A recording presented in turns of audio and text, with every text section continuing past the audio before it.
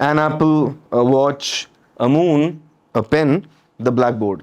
ओह sorry sorry, मैं यहाँ पे बताऊँ क्या कर रहा था। एक्चुअली मैं यहाँ पे एक छोटा सा एक्सपेरिमेंट कर रहा था खुद के साथ, कि यहाँ पे मैंने जब भी पेन बोला या एप्पल बोला या फिर ब्लैक बोर्ड बोला या मून बोला, तो ये सारे क्या हुए, नाउन्स हुए। अब इनके सामने मैंने एक वर्ड जोड़ा हुआ था, कभी कभी वो आर्टिकल्स थे, पर कभी कभी मैंने बोला this pen that black board, तो कभी कभी वो एक दूसरा वर्ड बन गया। पर in either of the cases, ये जो भी वर्ड्स नाउन के पहले लग रहे हैं ना, अ पेन या फिर दिस पेन या फिर दैट ब्लैक बोर्ड या फिर दैट कैमरा या फिर दिस स्टेज, यहां पे मैं किसी ना किसी तरीके से उस नाउन के बारे में कुछ ना कुछ डिटरमाइन कर रहा हूं, मतलब कुछ ना कुछ बात को वहां पे पक्का कर रहा हूं नाउन के बारे में। और यही सारे वर्ड्स जो कि हमें हेल्प करते हैं नाउन को किसी ना किसी तरीके से डिटरमाइन करने में, उसके बारे में कुछ चीज बताने में, मॉडिफाई करने में या स्टेट करने में, उन वर्ड्स को हम बोलते हैं डिटर्मिनर्स। तो एक बार हम जनरल डेफिनेशन जानते हैं। These are a set of elements that help determine the noun in a sentence। क्या मतलब है, कोई भी सेंटेंस में नाउन होता है ना, उसके सामने एक वर्ड लगता है जो कि हेल्प करता है हमें उस नाउन के बारे में कुछ बताने के लिए। नाउ रिमेंबर, ये एडजेक्टिव्स नहीं है।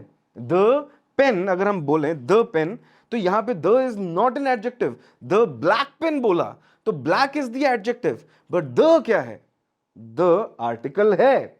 बट उसके अलावा भी उसे एक और चीज बोली जा सकती है, मतलब एक कैटेगरी के अंदर रखा जा सकता है। When we talk about grammar, उसको बोलते हैं determiners. These words introduce the noun in a sentence. These words introduce the noun in a sentence, बहुत ही इंटरेस्टिंग वर्ड यूज किया गया है।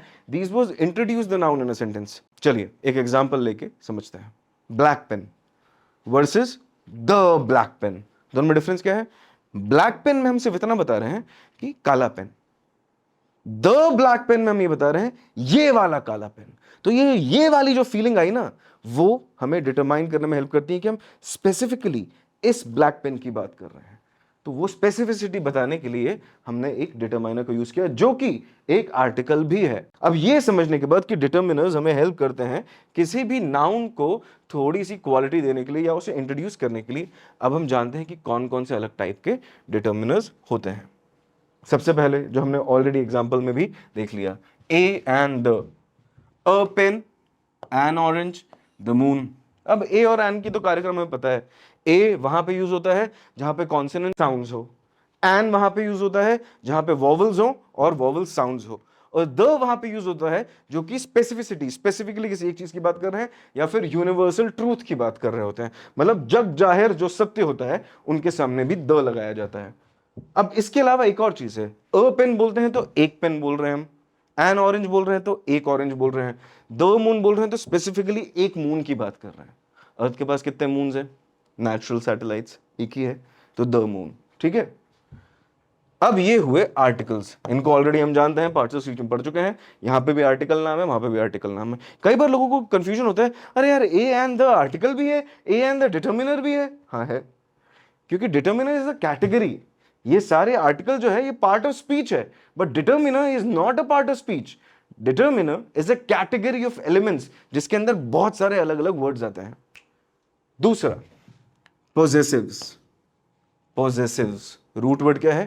पोजेशन, मतलब किसी चीज के ऊपर हक जमाना। माई पेन, ठीक है, योर फोन जो तुमने हाथ में पकड़ा हुआ है जिसके अंदर तुम ये वीडियो देख रहे होगे, तो यहां पे माई पेन बताता है ये मेरा पेन है, तो ये पोजेशन इस पेन की किसके साथ है? मेरे साथ है।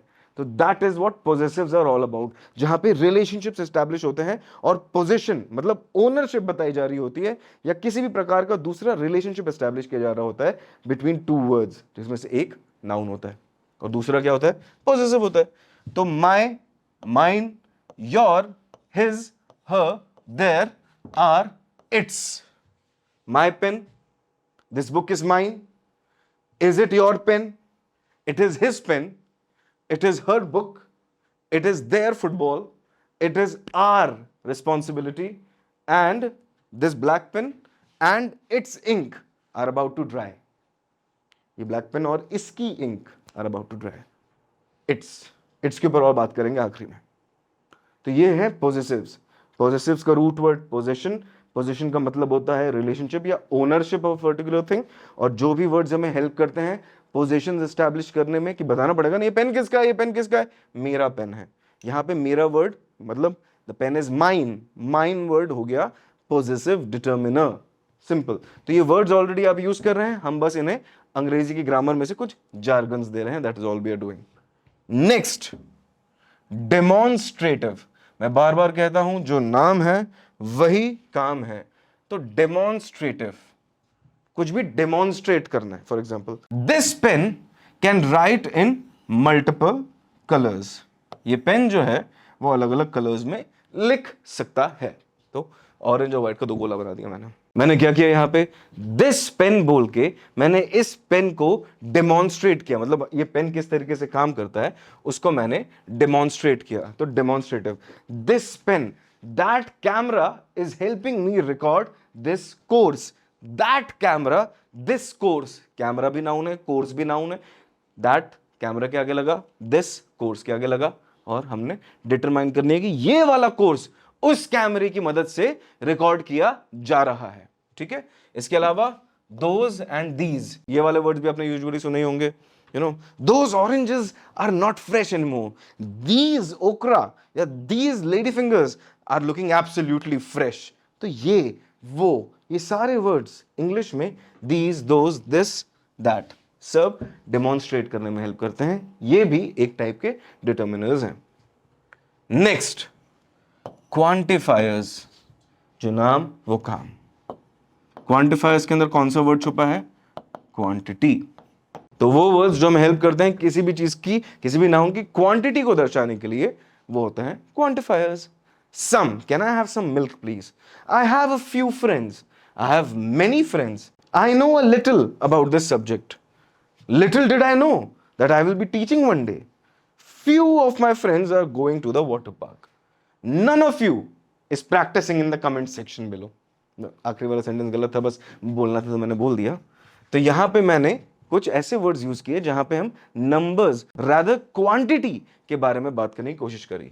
सम हुआ, अ फ्यू हुआ, मेनी, लिटिल, नन, फ्यू और little.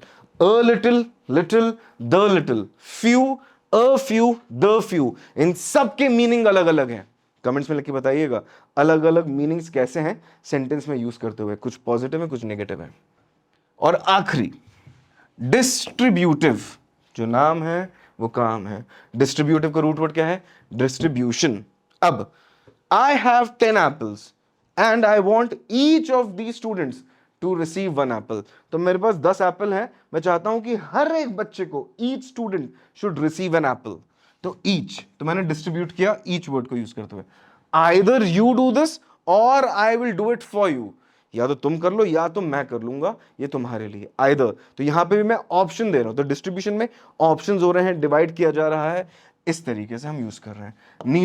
neither you nor I know how our board exams are going to be, but all we can do is prepare well. Both of us are extremely anxious about the board results. You as students, I as a teacher. And all of us are in the same boat because you want to learn, I want to teach, and together we'll make certain that the board exams and the world beyond is within our grasps. तो यहां पे मैंने ऐसे words use किए जो कि distribute करने में हेल्प कर रहे हैं या फिर कोई ऑप्शंस देने में हेल्प कर रहे हैं, तो उन सारे वर्ड्स को हम बोलते हैं डिस्ट्रीब्यूटिव डिटर्मिनर्स। तो हमने यहां पे 5 टाइप के डिटर्मिनर्स के बारे में जाना। एक बार फिर से, आर्टिकल्स, ए एंड द, पोजेसिव्स जो कि पोजेशंस या रिलेशनशिप्स एस्टैब्लिश करने में हेल्प करते हैं, डेमोन्स्ट्रेटिव जो ये बताते हैं कि ये वाला या वो वाला पक्का करते हैं, क्वांटिफायर्स जो क्वांटिटी के साथ खेलते हैं, एंड डिस्ट्रीब्यूटिव्स जो कि डिस्ट्रीब्यूट करने में हेल्प करते हैं या ऑप्शंस वगैरह को प्रेजेंट करने में हेल्प करते हैं। कुछ एग्जांपल्स के साथ अपन इसको यहां पे खत्म करते हैं। The house and its garden are well maintained, it's a pencil box and its contents are quite useful. अब मैं इट्स के ऊपर क्यों पढ़ा हुआ हूं, क्योंकि 2 टाइप के इट्स होते हैं, एक तो ये इट्स है और एक ये इट्स है, और इन दोनों को यूज करने में बच्चे बहुत कंफ्यूज होते हैं। ये वाला जो इट्स है इसे हम बेसिकली कॉन्ट्रैक्शन बोलते हैं।